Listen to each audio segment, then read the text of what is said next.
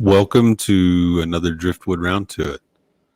So hopefully I'm going to be having a couple people join me on here soon. We'll wait and see.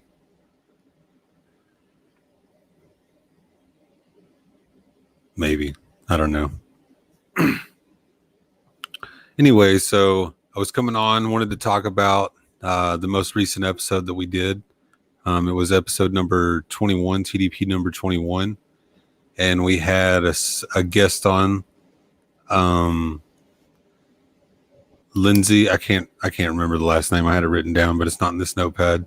And I don't remember how to pronounce it properly, so I apologize. But check it out. We start talking about time travel. It's called Time to Travel. We start talking about time travel, but we get into a lot of books and TV shows and things like that. Most having to do with time travel, but not all. And it looks like we got David joining us. Howdy, howdy. What's up, man? How you doing? Took me a minute to get through all the allow this and accept this and how long is the inside of your leg length and all the rest of it. I made it. I'm here. How you doing? I'm well. How are you? Yes, sir. So you got cleaned up. Yeah, I got freshly out of the shower. Now I'm about to eat some olives and provolone.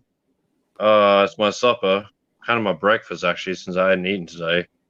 But yeah, looking good, man.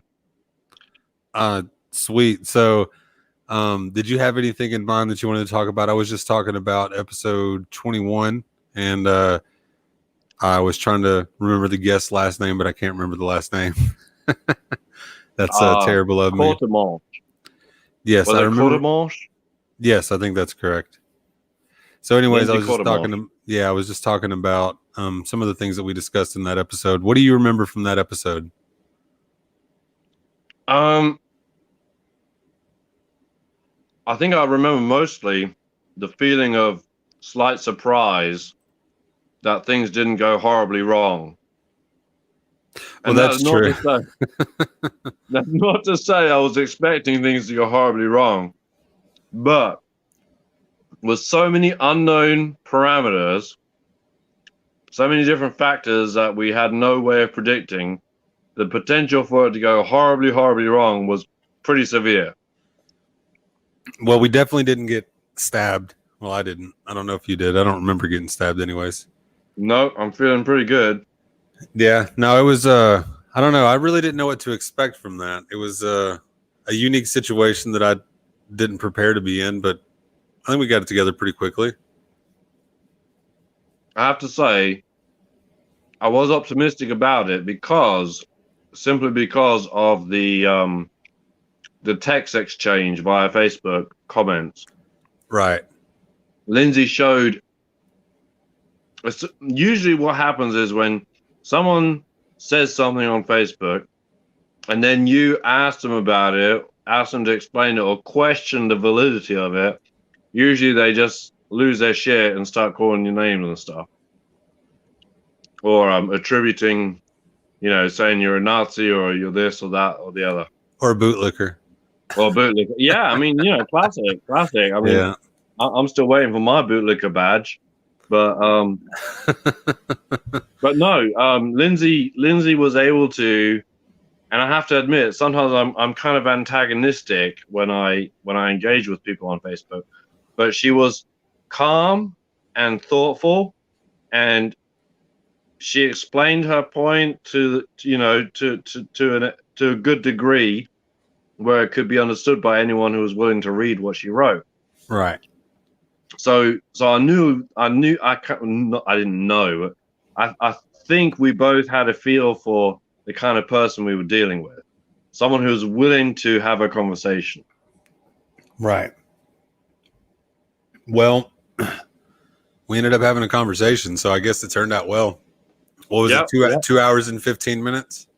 Yeah, I know, right? And it was like probably 30 minutes prior to recording that we were talking, maybe a little bit more than that. So easily sat there for 3 hours talking. And I think if there hadn't been constraints as far as logistics and other affairs, I think we probably could have kept going for quite a while. Maybe. I think we were starting to get into some pretty good conversation. Yeah, we Mm-hmm. got onto the questions that we give to people that want to be guests on the podcast. So if anybody wants to be a guest on the podcast, email us at the driftwoodpodcast@gmail.com, Mm-hmm. and we'll send you a list of questions. It's only 5 questions. If you listen to episode 21, you'll hear what 3 of them are. 3 or 4, yeah.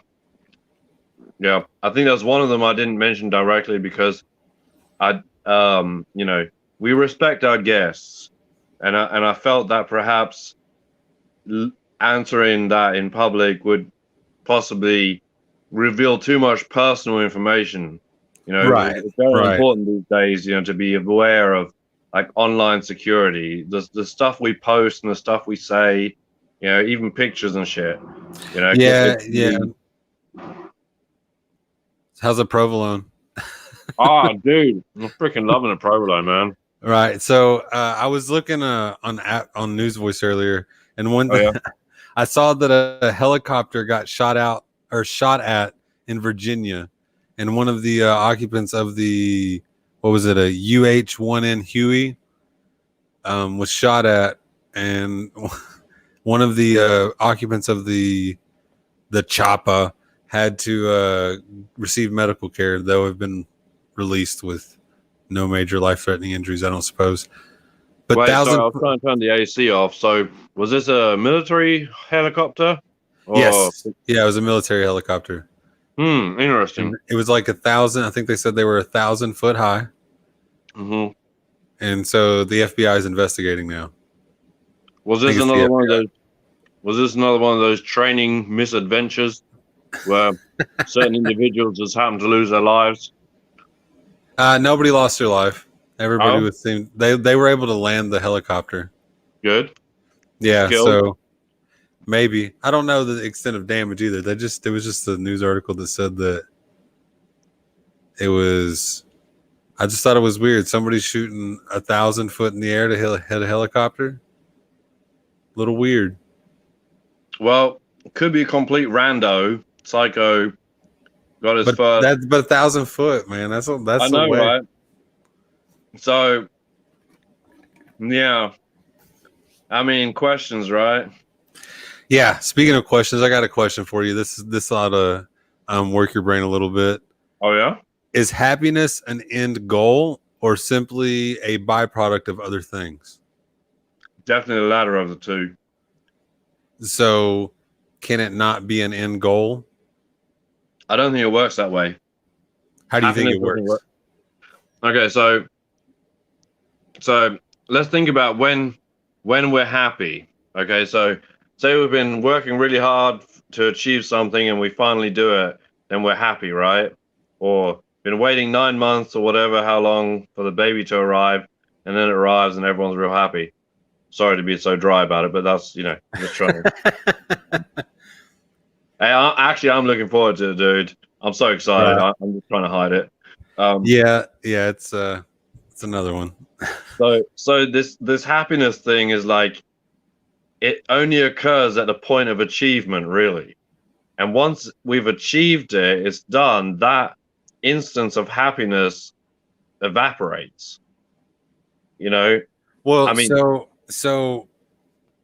but if your goal, if doing things, you're hoping of the result of happiness, or you're looking for the result of happiness, can it be obviously it can be a byproduct, but could it be the end goal? Could it be happiness is my dream, right? Being fulfilled, or whatever happiness is. I guess it depends on what you find happiness in, but could it not be the end goal? Like the goal is to be happy. Oh, hang on. We got Percival. Hang on. I'm going to add him on.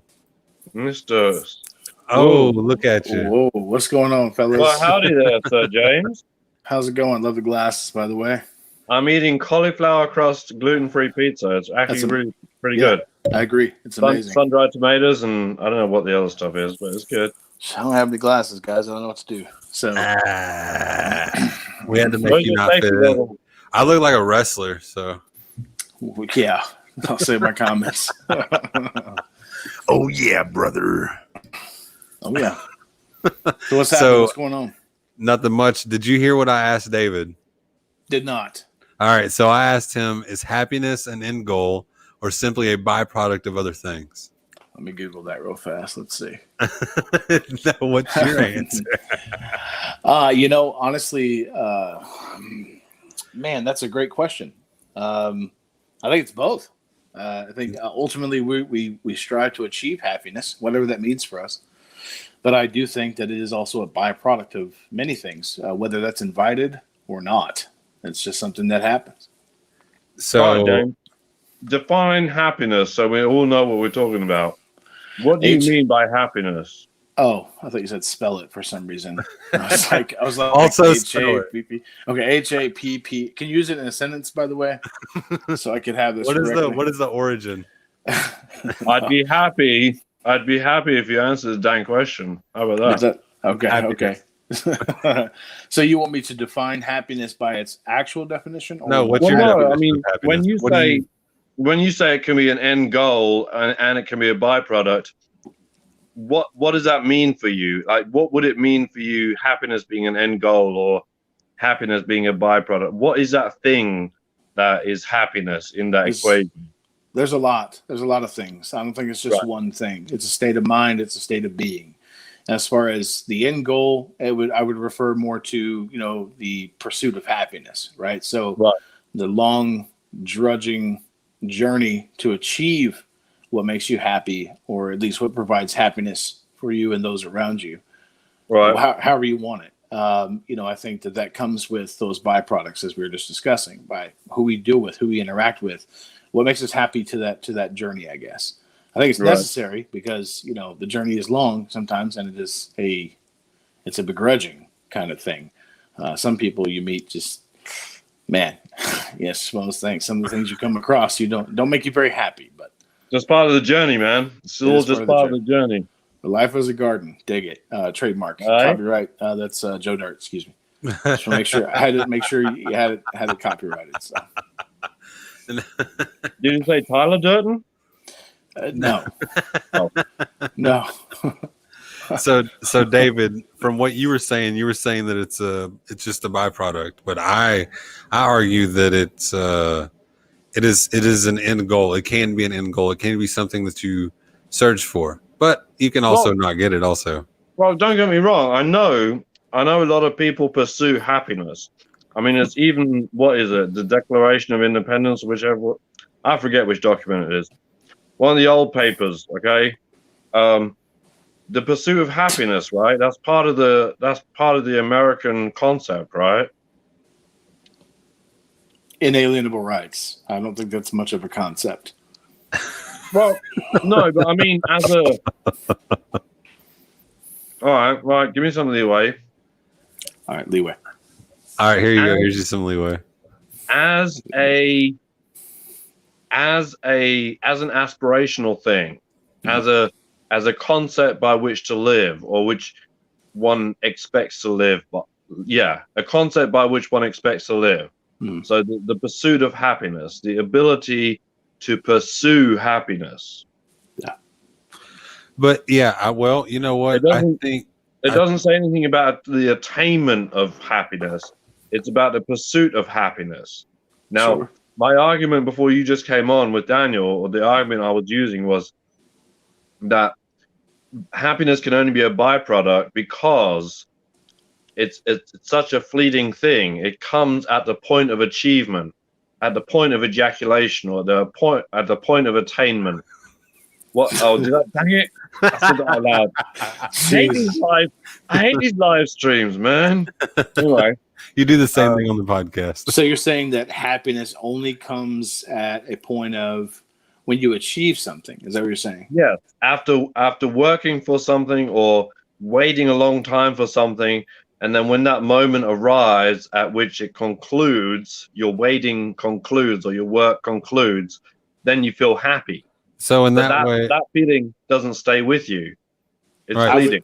I would more say that would be either accomplishment or success, as far as that happiness, sure, but that doesn't mean that everybody that completes something is going to be happy or that it's going to be over. Well, I because think it's a I non-boost. think what David's saying is it is a byproduct. Something has to happen for happiness to be triggered. It just doesn't come out of nowhere. Is that correct, David? Yeah, I mean, happiness isn't like something you can like bag up or bottle up and say this is happiness. It's like what it's such a, I don't know quite the right word. Ethereal. It's like it's such a non-material thing. It's like you can't, like someone can't write a book and say, okay, do this and do that and buy this or learn this and then you'll be happy. It's just, it's like it's so elusive. It depends on each individual person. So already it's not a thing. It's not actually a thing. You know what I mean? Well, way to piss on my Cheerios. Wow, there goes my happiness. I guess. Did I just piss on everybody's parade? Some of the byproducts. No. So I'm sorry, guys. James, what were you working on today? I know you were busy earlier. Yeah, man. Like what you talking about? What is that? Physically working on, or like what I just finished working? What'd you just finish working on? Just finished. I don't have a name for it yet. I really want to call it chewing the fat, but I can't because it's trademarked.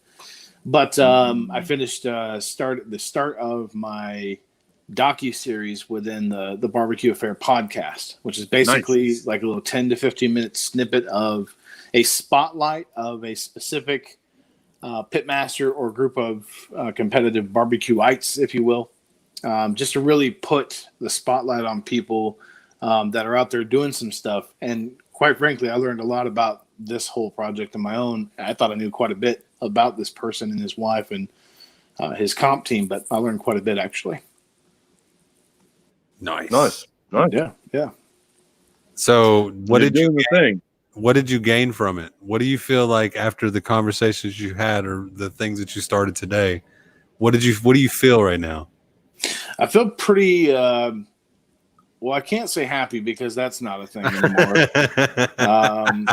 I feel accomplished on my way to happiness. Man. No, I'm actually, again, I'm excited. I'm happy about it because honestly, it's something that is interested me for years, but I'm coming at this thing a lot differently than I had originally anticipated. As a matter of fact, I could almost consider myself, as we spoke the other day, more of a journalist now. And that's not something, let me rephrase that. I'm not a journalist. I'm just saying that I came at this wanting to get into it from the pit up, starting to cook and go from that point. But I realized that in there being the fact I have a lot to learn, a lot of things to learn about. Just there's so many different rules to each side of the barbecue planet. The competition rule is completely different from the backyard warriors, if you will. But you can get just as great products from it, just with a little bit of love and happiness. Oh yeah, a little time, right? Oh yeah. So anyway, I'm ecstatic. I'm having a good time learning about this stuff. So that's nice, awesome. James. Nice. Thank you. I appreciate that. Yeah. So yeah. No, I want to taste it. That's the thing. Well, it's all very good talking up a big storm, but give us a taste. Yeah. Sure. Well, give us a teaser. Give us a teaser of the. Of something that we can look forward to with what you just found out today. So again, it's going to be just a 10 to 15 minute little ordeal. Let me stop you. Okay. Let me stop you. Just in case you guys don't know, this is James Percival. He's been on the podcast 3 times. Episode number 7, some other one, and number 20. I don't remember which. It's been a few. I think it was number 11. Yeah. But anyways, yeah, check out those episodes if you want to check out a little bit more about this guy. But anyway, sorry. Go ahead, James. Give us the teaser. I had to plug you a little bit. The majority of what I did today, there's not really any teaser information there. What I did basically is I researched about this guy's accomplishments, what he's done. Basically, from the year 2007 up to date, I mean, he's gained 1 million subscribers on his YouTube videos. And all he does is he does all kinds of different cooking methods. Him and his wife share it. His wife kind of takes her own take from it and makes it like a more cheating. He's getting his wife to do all the work. Oh, cheating. No. Oh, definitely doesn't do that. Definitely doesn't. She does work her butt off though. But really, I'm just trying to think of any tidbit I can give you. There's really, no, there's really not. I can tell you this. What has this guy won? What has he won? Mm-hmm. He's won quite a bit. That's actually just a couple things. Okay. And I'll lead this into one of the questions I had for them, because I technically made it an interview without her knowing about it. And she responded. And so there we go. So the first thing that he came out with, now granted, keep in mind, they were a comp team in 2001. They started their competition team called Killer Hogs. They didn't win their first big thing until 2006, which raised a question to me. It was a 5-year gap. I was more thinking, well, he was just building up. He was just learning this, that, and the other. And that's basically what he was doing. But then after he won the world champion in Memphis in May, and for those of you who do not know about Memphis in May, the Cadillac there is pork. And they have got some, like if you are a pork cooker. Did you say Cadillac? He's the Cadillac. That's basically the shining star there at that specific competition is pork. Mm-hmm. The best in the world go to this competition to make pork. So Memphis in May is huge. So he won a specifically patio porkers world champion, which is a huge deal. It's huge, especially for it being his first big comp. But then it skips ahead to 2012, where he basically had 2 grand champion awards in that year, plus a reserve grand champion. From what she stated, there's roughly, I don't want to say that because I could be mixing up numbers. They've been to a lot of competitions. But to get to my question, the question I had for her, aside from, what got you guys started into this, was I noticed that the barbecue competition team started in 2001. The first big win was in 2006, and then there was a big gap between 2006 and 12. And then she was telling me essentially 2007, they started the How to Barbecue Right flagship, if you will. And that's what he's most known for right now is How to Barbecue Right. He's got a phone app for your iTunes or Google Play. Oh, wow. It's got everything from amateur to advanced recipes, tips and tricks. The guy has been around it, man. He's been subjected to it. And so he started that in 2007. It became huge. It took him, 13 years before he actually got to 1 million subscribers. So, just shows you it takes a long time to work it up. But in the midst of that, she did say that there were quite a few wins and losses in those gap years that they just couldn't fit on the website itself without giving honorable mentions to the ones that were bigger for them. So, okay. So more regional, smaller. Yeah. Yeah. Smaller events. That was one thing I was interested in. Again, you see all these competitions that have comp teams that have like 10, 15, 20 trophies in some cases. And these trophies are freaking amazing. Lots of cash prizes, but these guys travel a lot. They do this for like a lifestyle. It's 200 plus competitions a year that you're basically footing the bill for. And you're talking upwards. If you don't have the equipment, let's say you already do, you're still looking at, anywhere between $15,000 to $20,000 expenditures. And that's if you have an RV, if you have a trailer, all the smoking equipment. But it's expensive to get into. It's very rewarding if you win. That sounds like a hobby that could get really expensive really quickly. Yep. Absolutely. Hence now why I'm a journalist instead of, right off the gate doing the whole comp. James, what was that conversation we had about you being a journalist or about journalism? Because I vaguely recall we were saying something along the lines of, well, if you're talking about something, if you're reporting on something, that makes you a journalist. Is that right? Did we have that conversation? You and I did not have that conversation. But now, again, the glasses, man, it's just throwing me off. No, as a matter of fact, the only time I heard that, Daniel had told me the other day, he's like, okay, so you're a journalist. And I'm like, no, not really. But I've been calling people out on their stuff recently. I've called a lot of people a journalist, and some people have taken offense to it. I mean, how dare you? How dare you, sir? How dare you? I scoff at you 3 times. The good news is I won't use any sort of fake information. So for what? For anything that I'm journaling or journalizing. Generalizing? No, that's different. That's a whole different situation. No, Hey, that's so actually what have you seen on Facebook recently that's gotten you fired up, man? Once a week, something's gotten you twisted up. man.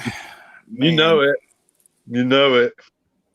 I'm just not this. I'm not surprised. I'm just more disappointed. How do you feel about Kamala Harris? I don't feel about Kamala Harris. Okay, and that is just, man. There's been a lot of things with that lady, and I'm not even sure. I know why he picked her. I'm pretty sure I know why he picked her. Well, it's because she's a minority lady. Yeah, that's pretty much what it is. Yeah, and so So I think it wasn't because she accused him of being a rapist. It wasn't because of that. out of her own mouth, right? Not even 3 or 4 months ago. I think she said, I believe those accusations made against you. I know, right? Hey, That was on the debate stage. That was on the debate stage that she said that. It's a whole new meaning to keeping your enemies closer, man. Maybe he promised not to sniff her or something like that. So there's no way he would make that promise. Nobody wants to sniff her anyway. No, there's no way Biden would make that promise. He'd get himself in hot water too fast. He can't commit to that. Right. Not a fan. So, what do you think if Biden and Kamala Harris wins? What happens? Oh, honestly, I don't think that anything extravagant is going to happen other than it's business as usual. Like if you go back and look at all historical presidential inaugurations, it doesn't have to be just presidencies either. We've had this conversation about Christianity versus atheism and this and the other. It's always the small bit of a group of people that dictate the future of the rest. It's always the ones that have the loudest mouths, but it's typically a smaller percentage of group that dictate the outcome for everybody else. So what I mean by that is that when Obama was elected, yeah, you had a lot of really pissed off Republicans, but you didn't have people running around blowing up buildings. You didn't have people screaming out from day one, impeach him. You didn't have people screaming out, this, that, and the other. There was some, stabs at him as far as, if he's really American or if he's Muslim or this, that, and the other. But honestly, that's mainstream media at its best. But when you get someone like Trump, and again, just for the record, I'm not a huge, fan of Trump, and I'm not a hater of Trump. It's just a matter of it is what it is at this point. You're always going to find flaws with anybody. It's just a matter of how are you going to exercise your, are you going to scream about it or are you just going to bitch about it? Whichever one. Both. Yeah, well, sure. Sure. I think Trump's going to get an Oscar one day for best male role as president. Hey man, listen, say what you will, but there's a lot of good things about him that has come about, but he just needs to stop talking on Twitter. So I got a question. Do you think any of this Pedogate stuff plays into the election in any way? It's awfully convenient how all this stuff just started. Dude, I haven't seen things about pedophiles on my Facebook feed in my echo chambers and ever. I've never seen stuff like that. Now it's all of a sudden, children are being kidnapped and put into sex trafficking rings. And now that's always been happening. I know it has been. I know, but I'm just kind of curious as to why all of a sudden the big burst of attention to it. It's election year. Yeah, sure, but what does that really explain? I think what it is, honestly, is people are tired of mainstream media, so they found something else to latch on to and share around. Maybe that's what it is. Plausible. Because I think it's one of those we can unite behind this kind of things. I don't know. Yeah. For sure. That's a weird thing to unite. Listen, whatever pulls the stitching together, I guess. I don't know. I mean, sure. Isn't that a common good cause, though? I mean, that's something that I think most people can agree with. Everybody that's not loves okay. kids. No, don't. I guess that's the wrong thing to say. Wearing glasses like that with a beard like that, you shouldn't say it, especially from that angle. It just adds like more creeper to the whole situation. Well, let me slowly digest another olive. I just think that it plays in a little bit to people trying to get something other than the mainstream media, because it's just the same thing over and over, back and forth. Trump this, Trump that, Trump this, Trump that. It's been that way for 4 years. It's been that way. It just gets boring.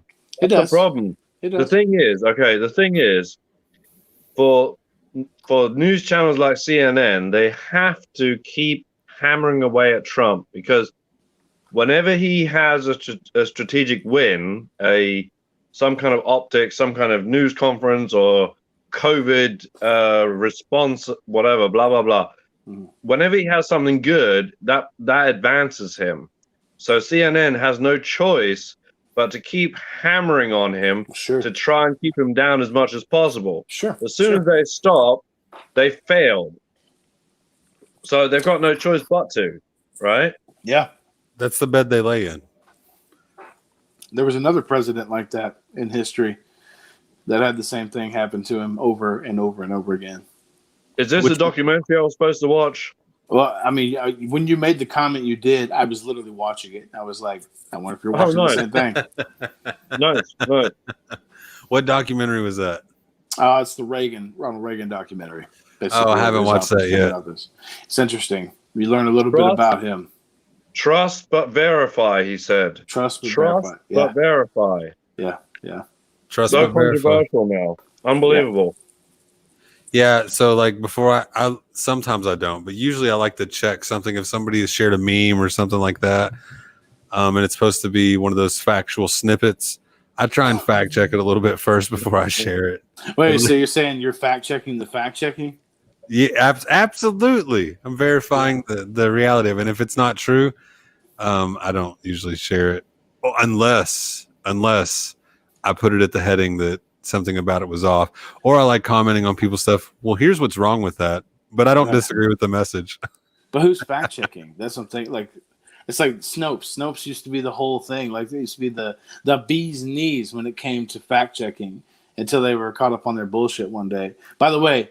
It wasn't one day; it was multiple days. Well, I meant that in general, yes. By the way, I learned quite a bit from I cannot state who the source was, but a very factual and official source about Huawei. Yeah. I found. Matter of fact, some people that I know personally were affected tremendously because they worked for Nortel. And I don't know that if you guys have ever heard of how Huawei made its way into the United States. As a matter of fact, there's actually a big factory in Dallas. As far as factory, I mean by a big building in Dallas for them. But from my understanding is that the son of the owner, the original founder of Huawei, is basically the head of the China operation, where the daughter was sent to America to head up this operation. I don't know why, but I know she's up on charges right now. And I don't know anything about that as far as in the depth. But I do know that when they came over to the U.S., some friends and family of mine actually wound up losing their jobs with other information companies, Nortel, some of them Alcatel, that actually changed over with the server thing instead of the data thing. Because they came in and basically gave everything they had for free. So they were undercutting tremendously as far as their services, their equipment, even some labor. They were giving things for free to get into the market here, and they got into it very quickly, hence causing a bunch of layoffs within some big companies. Clever, man. Clever. So then I figured out, and again, this is just from the person I'm quoting here is not only retired officer from the military, also a G13 or G12. I can't remember his ranking specifically, but he's a high-ranking tech officer in the technology world as far as the communications, servers, and data. And so a lot of that stuff he couldn't really talk about out loud, but just to give you an idea, his thing was once they came in and became part of the data market, which is now where they're going to getting into trouble, is they started surfing into the server market where there's a lot more attained information through, and they're highly competitive with servers such as Cisco and just bigger conglomerates, and that's become a big problem. I don't know much about that part of it. I didn't research much of that, but yeah. So Huawei back at it again with the white vans. Yeah, Huawei's on some wild shit. Do you reckon, just to be like, I haven't heard this anywhere, so I'm just like making this up. Do you think there's possibly a connection between Huawei and Wayfair? Like 2 syllables. Each one's like 2 syllables. Each one's up to some dodgy shit. Listen, you're really Gotta trying be to a play connection. conspiracy theorist here, huh? You were absolutely interested with. Did you watch the Wayfair. number 13 recently? Are you trying to connect dots that aren't there? What now? I would never do anything like that. All right, so Tom Hanks lives in Greece now. We're gonna have Biden as president. What else? Are you What else serious? is Biden's news? gonna be president? I don't know. I really don't know. Yeah, you do. You already know. No, I really don't know because. Whoa! Is he going through alien? Are you going through a fight transport? ring? Wait, are you at Area 51? What are you doing? Who? You. I can't talk now. They're coming. Can't talk now. Anyways, so yeah. So, do you feel strongly about Huawei now, James? Do I feel strongly about Huawei? Yeah. Do you feel strongly one way or the other about Huawei? I mean, I did when we had this conversation, and what you trying to do? Like, I kind of felt like it was. I learned a lot then. Yeah. So the thing about that, think about how much you've learned about China since we decided to have a conversation about it. Yeah, because I'm having conversations about it with people I don't, didn't even really. So let me offer you this as a potential. So what if our government is trying to build an enemy? What do you mean by that exactly? Trying to build what? Build an enemy, somebody to go to war with. Oh, right, yes. You think Position our China government- as a villain? Yes, using China as a villain. Maybe they're doing other shit other people are doing, but maybe it could be that our government's using them to build an enemy, a common enemy, to try and, I don't know, restore some peace. There's always peace when other things are fighting. If you have an external threat, it does generally unify the people. Does it? You know what I'm saying? I think You so. have an external threat, a threat towards everyone in the country. They will put aside their differences and face the common enemy. COVID-19.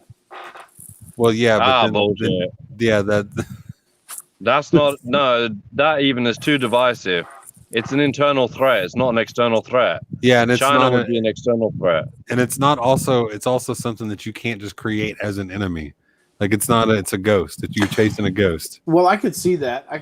If people were still not so adamant about this whole TikTok thing. Like, it doesn't seem to make a difference to people nowadays that we have a potential external, because they'll still do it. Let me give you an example. I mean, all three of us are using cell phones right now, right? I'm not. Oh, yes, you are. Oh, you are. I know. I saw it. I heard it earlier. It's right here. It's okay. That's what I'm not using it. What I'm saying is that if we were as devastated and worried about our stuff being tracked and recorded and things like this, then we would find a way to stop doing these things. We would have to. We'd sacrifice what we do. But now why to aren't make we concerned about those things? Why aren't Hey. us as a people concerned about those? I mean, I am. Some of us are, but again, this kind of goes back to what I was saying earlier. The vast majority of people are not, because it is not relevant to their daily lives. Because their life's too easy. Yeah, Their life's too easy. Exactly. It's not a byproduct of their happiness. Oh, we're back to that. No, I was just referring back. All right, James. So tell me about this goal of happiness. What does it look like? How do you know when you've got it? What do you mean? No, there's not. Well, hold on. I thought we were still talking about TikTok and stuff, because that's happiness. Right? Oh, we're talking about TikTok? No. So- Let's go back. So TikTok is not happiness. I mean, for I'm- some people, maybe. It's my whole point to what I was saying earlier, and it's more than a byproduct. Like, you have the journey, which allows you and permits you byproducts of happiness, right? And then where did you guys go? I'm still here. We're still Okay, here. so make sure you're still here. Okay, cool. I was like, why did I get bigger? Anyway, but at the I'm end trying out goal, some new stuff, man. once you get accomplished, once you receive what you have been striving to achieve, then Right. yes, that's happy, right? That could be considered a level of success, but it's a milestone of success, especially if you're wanting to continue to grow, whatever that is. So teach a man to Right. fish kind of thing, right? You learn how to fish. You pick up 3 fish. Great, I have 3 fish. Now I can eat, but I still got to eat tomorrow, right? So yes, I understand that there's a bit to what you're saying, but I think it's After you really eat those splitting fish, hairs you to might not be as words. happy as when you first got them. Correct, especially depending on And the then fish. you have to get the next fish for you to feel that happiness again. But then maybe you need to catch more fish the next time. Make the Or a happiness bigger last fish. longer. That's Or so a bigger- materialistic. God damn it. Well, okay, but that's part of the issue too. Like, and I know it's more for the example, but literally, kind of back to what we were just talking about a second ago. Why is it more important to so few of us as far as the things going on in this world? Well, because we've really been trained and conditioned to accept, first to settle down for what's easy to achieve. What's hard is just out of the question, and you must be a Nazi if you're asking me to do hard stuff, or whatever the case That's is. definitely something a Nazi would do. I know. Believe me, Well, I know them. The thing is, Nazis. James, if you look at the way modern society is structured, I'll be right back, guys.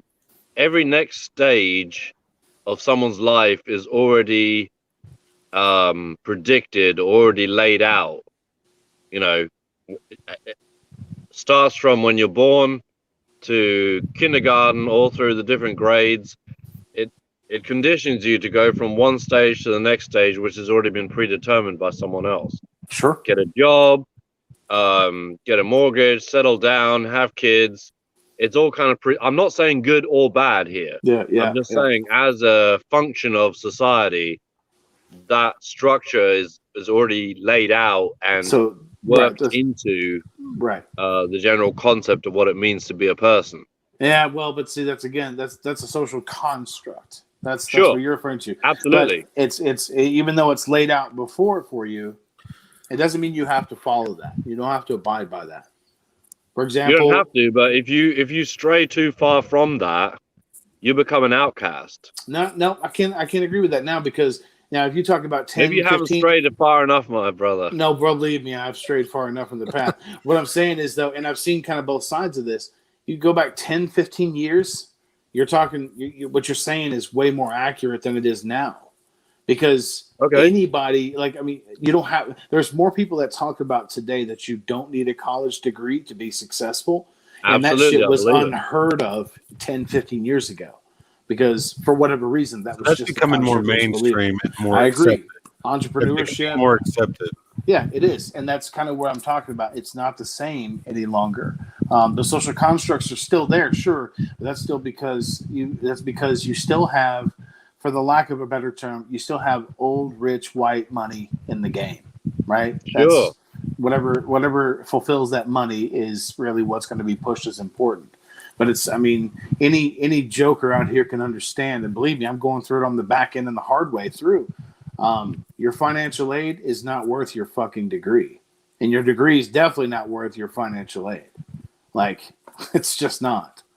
The debt associated with getting those pieces of paper is ridiculous. Not only debt, but the suicide rate is ridiculously high associated with getting those papers. And then what? It's just like, okay, just like we were talking about, a pursuit of happiness, right? Yeah, so we've pursued and we've got this big, great degree. Now we're stamped with about 130 to 150K in debt. That doesn't always mean when you accomplish something that you're happy, right? Yeah, maybe it's always maybe the search for things like that is never going to be fulfilling, because I used to think that I wanted a college degree. Me too. I only wanted a college degree so people knew I was smart. That's the only reason I wanted it. But I realize I don't fall in the traditional form of what that means. It just doesn't work very well for me. Sure. I'm sure if I had to, I could. If I found a reason to want to continue on with it, I would. I probably will go back to college just because I like learning. But most of my learning can be done online or with any of the resources that I have. But I do like lectures and things like that and the interactions. So. Yeah, I was talking to my sister Justine about that earlier, actually, about learning and not necessarily having to follow an academic or being part of an academic institution, so like a college or university or what have you. Mhm. There's so much material online now where you can learn just about anything if you Sure. put your mind to looking for it, Sure. you know? Which means there's no excuse. Absolutely. Now, I will Right. tell you, there is no better option than Rutgers University. That's probably the best option for education you can ever. Because rest assured, there won't be any big words that you can't understand. Yeah. So just in case you guys are unaware, James was over at my house helping me with some stuff, and I let him read an article, and he did a Facebook Live about the article about Rutgers. What are they changing language to better suit minorities? No, right. they are. No, The grammar. They're going to change the grammar. No, they're not changing the grammar. They are not holding it as important. Oh, okay. Yeah. So yeah. the expectations of the grammar being in Ivy League form, if you will, is not being as long as held. you talk gooder than the other ones, you'd be all Yeah, right. as long as you talk a little bit gooder than what you used to, then you should be fine. Actually, they probably don't even care if you digress. Don't say digress because that confuses people. Oh, that's not a word that's taught there. No, huh? that's a type of deodorant. That's what you do after you've eaten, digress. right? And you digest. No, that's Was it? digest. Yeah, Digress that's what I is said. that. Digress is That's that, what I said, fool. is that deodorant you use. All right, guys. Do you guys have any other topics that you guys want to talk about? Huh. David, you go first. No, man. I'm Because I'm pretty gassed. good. I've had quite a long day, so I'm probably gonna like my lazy eyes Yep. getting wild over here. It's like I've had a something. pretty physical day myself, so yeah. oh Ray What about you, Ramos. James? Ray Ramos commented on YouTube. He's watching on YouTube, so there's a little bit of Oh, delay. yeah? Hey, Ray. And he had put up prime example, our president. I'm not exactly sure what he was referring to. So Prime example of what? I don't know. Now we'll have to wait. Well, no. Well, there's a 10-minute. Yeah, I'm not waiting. Ray. Text him. Just be like, "What did you mean by that?" Quickly. Just like Ray, we're ahead in time than you. Oh yeah. Anyways, guys, Time travel, man. we're getting close to 50 minutes. I'm gonna wrap it up. I want to thank everybody that watched. Thank you, James, for coming on. Thank you, David, for making yourself available. Maybe tomorrow night we can do it again. We'll see. If you guys are free, we'll see. wow.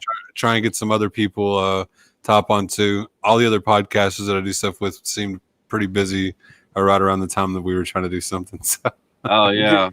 You do realize that if you don't allow Ray to explain himself, there's a chance that Listen, you're going to regret it. Listen, Ray Hang knew on, Ray. about hang on. At 9:46, so it was 2 minutes ago. All right.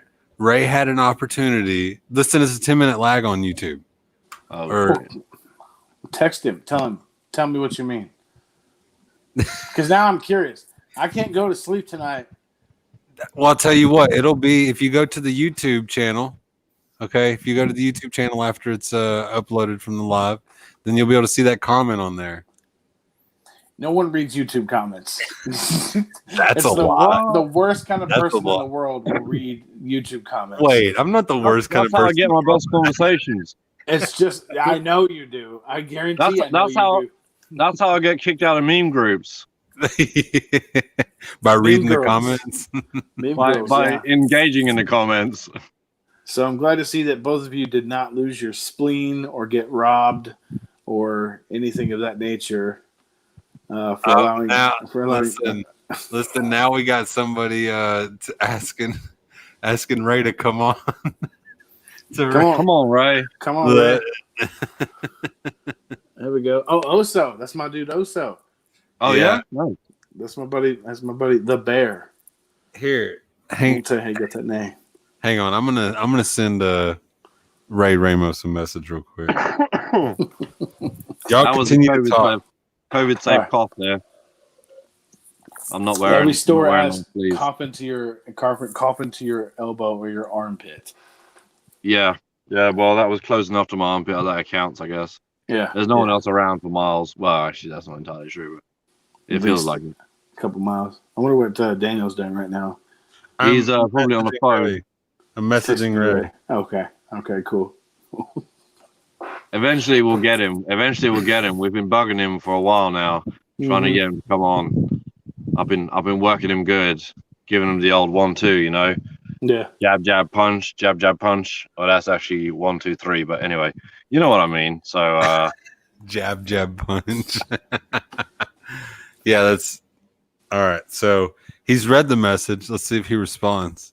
oh yeah, Okay. don't flake on me, bro. Don't flake on me. Listen. He's gonna see this 10 minutes later. 10 minutes. He's time traveling, bro. We're like ahead of the game. Face he your said fears. it's not a 10-minute delay, but he said we were talking about the need to talk correct grammar. Correct Oh, grammar. I see. Listen, I know what he's referring to, and I'll have to be honest with you. Again, not a big supporter of Trump and not a big hater of him. That was a very embarrassing moment that he had on TV there the other day, going over the graphs.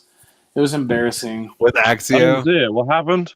with the Axio interview, correct? Yeah, That's the one? Yeah, we Yeah. talked about that, David. We talked about that on the last Oh, live okay, stream. okay. Yeah, it was embarrassing. I don't even think it was embarrassing. What I took from that is two people there to hit their bullet points. That was neither one of them were there to have an actual conversation.